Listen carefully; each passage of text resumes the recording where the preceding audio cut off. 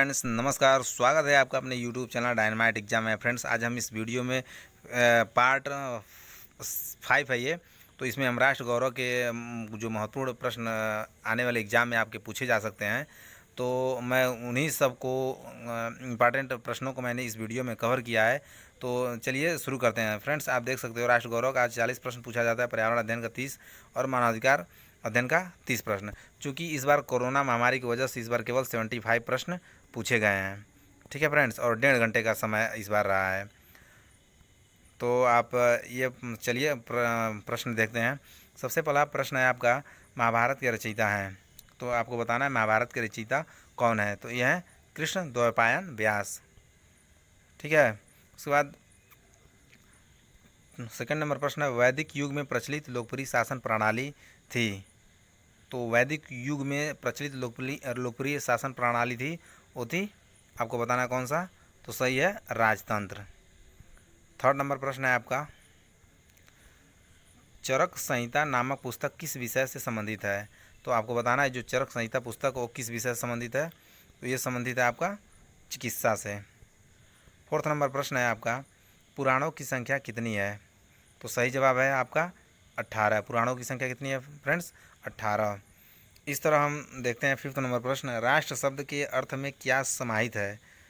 तो राष्ट्र शब्द के अर्थ में क्या समाहित है, ये समाहित है आपका भारतीय संस्कृति की पूर्ण संकल्पना। इसके बाद सिक्स नंबर प्रश्न है, अष्टाध्यायी के रचनाकार कौन है। ऑप्शन है आपके पास पंतजलि, कात्यायन, पाणिनि, मम्मट। तो सही जवाब आपका पाणिनि अष्टाध्यायी के रचनाकार हैं। उसके बाद सेवन्थ नंबर प्रश्न हम देखते हैं।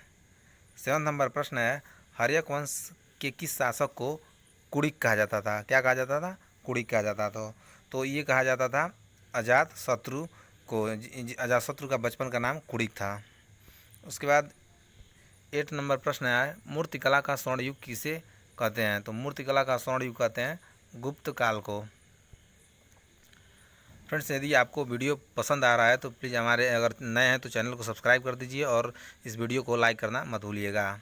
साथ में इस वीडियो को अपने दोस्तों के साथ भी शेयर करना मत भूलिएगा। उसके बाद हम 9 नंबर प्रश्न देखते हैं, राष्ट्र गौरव शब्द का प्रयोग होता है। तो राष्ट्र गौरव शब्द का प्रयोग होता है, ये होता है आपका व्यापक अर्थ में।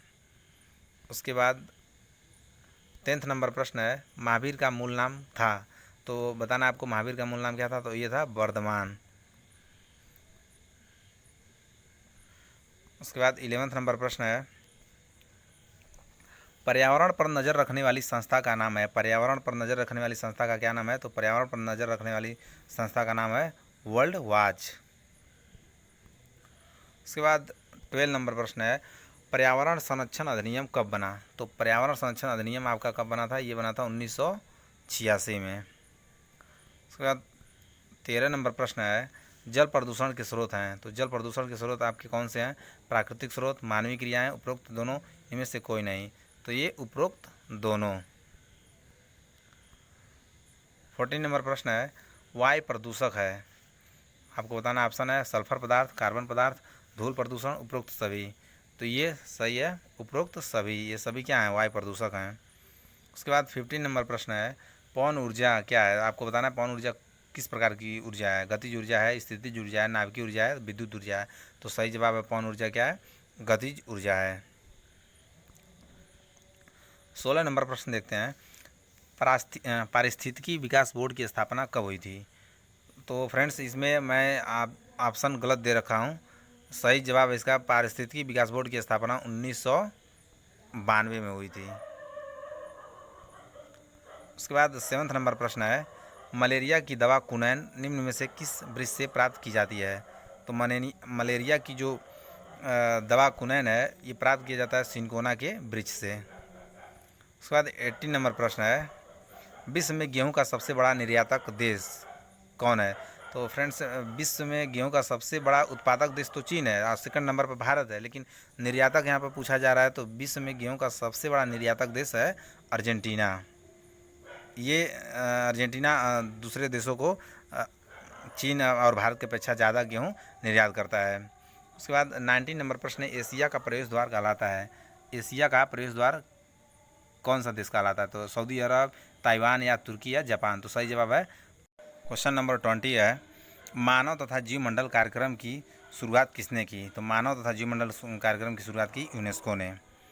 उसके बाद 21 नंबर प्रश्न है, राज्य आयोग अपनी वार्षिक प्रतिवेदन किसे भेजेगा?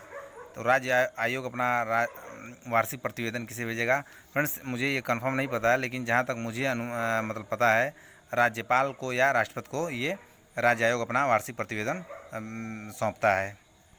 अगर ये प्रश्न का जवाब आपको कंफर्म पता है तो कमेंट बॉक्स में ज़रूर कमेंट करके बताइएगा।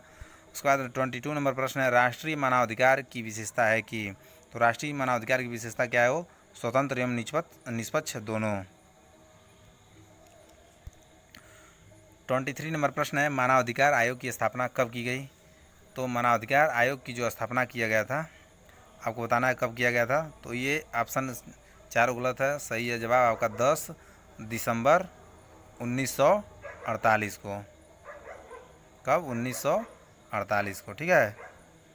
उसके बाद हम 24 नंबर प्रश्न देखते हैं, प्रत्येक व्यक्ति को जीवन, स्वाधीनता और सुरक्षा का अधिकार है या यह किस अनुच्छेद में कहा गया है?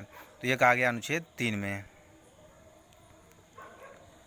उसके बाद 25 नंबर प्रश्न, विश्व जनसंख्या दिवस कब मनाया जाता है? तो यह मनाया जाता है 11 जुलाई को, विश्व जनसंख्या दिवस। 26 नंबर प्रश्न है, राष्ट्रपति पद के उम्मीदवार के लिए अधिकतम आयु कितनी होनी चाहिए? ऑप्शन है आपके पास 21 वर्ष, 25 वर्ष, 30 वर्ष, 35 वर्ष। तो सही जवाब है 35 वर्ष। राज्यसभा के सदस्य के लिए 30 वर्ष होता है। भारत में कार्यपालिका का अध्यक्ष कौन होता है? तो भारत में कार्यपालिका का अध्यक्ष जो होता है वो राष्ट्रपति होता है। उसके बाद 28 नंबर प्रश्न है, संपत्ति का अधिकार एक है, वह एक कानूनी अधिकार। उसके बाद 29 नंबर प्रश्न है, प्रारंभ में कितने मौलिक अधिकार दिए गए थे? प्रारंभ में फ्रेंड्स 7 मौलिक अधिकार दिए गए थे, लेकिन अब प्रेजेंट टाइम में केवल 6 मौलिक अधिकार हैं। उसके बाद 30 नंबर प्रश्न है, 30 नंबर प्रश्न है आपका 30वां नंबर प्रश्न है, भारत में एकल नागरिकता की अवधारणा अपनाई गई है। तो इसका जवाब आप कमेंट बॉक्स में कमेंट करके ज़रूर दीजिएगा अगर आपको पता होगा तो। ओके फ्रेंड्स, तो चलिए वीडियो समाप्त करते हैं, और ऐसे ही वीडियो देखने के लिए हमारे चैनल को सब्सक्राइब कर लीजिए। धन्यवाद।